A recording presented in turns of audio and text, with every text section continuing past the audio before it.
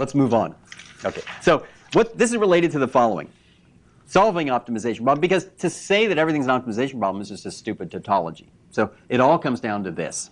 How do you solve them? Well, it turns out solving this general optimization, it's really hard. And basically, in general, I think it's fair to say it just can't be done. I can write down shockingly simple optimization problems, and you can't solve it, and it's very, very likely no one else can. Okay? So, or if you have a background in algorithm complexity, I can write down very innocent-looking optimization problems, and they'll be NP hard. Okay? So, so what do people do about it? Well, there's a couple of ways to do about it. Question? Yes? What do you mean by NP hard? What do I mean by NP hard? What does it stand for? Oh, sorry, non-deterministic polynomial time. Okay? Okay. So, so you take at least 2 quarters on this in a computer science class. So I'm going to give you the 15-second version, and Sure. people will be, you know, I don't know, rolling their eyes and all that. So I'll tell you about it from a working perspective, what it means. So I think in the 70s, people identified a bunch of problems that so far no one had figured out a good polynomial time algorithm for solving. Okay, polynomial time means, okay, I'm over 15 seconds now, but I'll do it anyway. Okay, so polynomial time means it's an algorithm where the problem comes in, you measure the size, for example, by the number of bits required to describe the. Have you already had all this material? You're shaking your head. Yeah. Okay, fine. Okay, because then I could be way fast. So you measure by the number of bits required to describe the data, and then you look at the number of operations you have to do, and if you can bound that by a polynomial, then you'd say, well, that's polynomial time.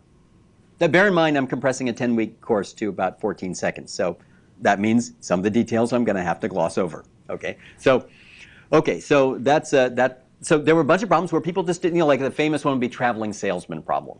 Okay, and no one had found a polynomial time method. Okay, so someone said, well, I don't know, a guy named Cook maybe, or I don't know the history because anyway. So did the following. He actually cataloged like a whole bunch of problems and said, look, you know what? If you can solve sort of any of these, then if you make a method for solving that, I can make a reduction. I can take your problem and map it to this, and with that I could solve, for example, the traveling salesman problem. Okay? So then you could have an intelligent way of saying 2 problems are just, one is as hard as the other, or one is more hard. Okay. NP hard means, and this is really, people are going to cringe if they actually have a background in this. It means it's at least as hard as a whole bunch, a catalog of very hard, of problems thought to be very hard, because there's an asterisk, which I have to give. Okay, so the traveling is like your prototypical. That's a prototype. That's your prototype. So basically, and I mean, what I'm saying is actually not true, but as a working definition of what it means, for your purposes, this is going to be fine. It means the problem is at least as hard as, for example, traveling salesman. And let's just leave it that way. Now, let me tell you what that means. By the way, it is not known that these things cannot be solved in polynomial time. That's actually not known. It is thought that that's the case. And it may be at some point somebody will show that you can't solve these. These really are harder. They're merely thought, right now they're thought to be harder. However, I think of it as an insurance policy. Let me tell you why it's an insurance policy. A ton of super smart people have worked on all these problems, and now all of these things are banded together as you would do in insurance. You band them all together. You band a whole bunch of things together. So what would happen is, if tomorrow somebody, probably a Russian, proves P equals NP, okay? So meaning, in fact, you can solve all these problems, then it means it would indeed be embarrassing for a lot of people. However, the embarrassment is amortized across a huge. You could say, people come to you and say, yeah, you went around and made a big deal about convex their polynomial time, blah blah blah. And I'm like, don't look at me. Look at all the other super smart. I mean, not other. Look at all the other people who, So basically, the embarrassment is spread across a great swath of people.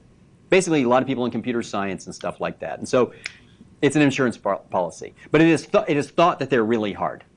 But if they're not, you're in very good company with the people who also thought they were hard. Does that make any sense? What? It's just like in its own kind of field. It's not proved to be. certain. It's not like mathematically proved to be a non-polynomial. That's right. It's just That's why it's still an open conjecture, right? And by the way, it could show up. There'll be some. I mean, if in fact it turns out that these are theoretically not hard, the constant in front could end up being huge or whatever, and that would also blunt the embarrassment. But in any case, the embarrassment is spread across a lot of people. Okay, so that's okay because that's a topic, and we'll come back to that topic several times in the class. But, okay.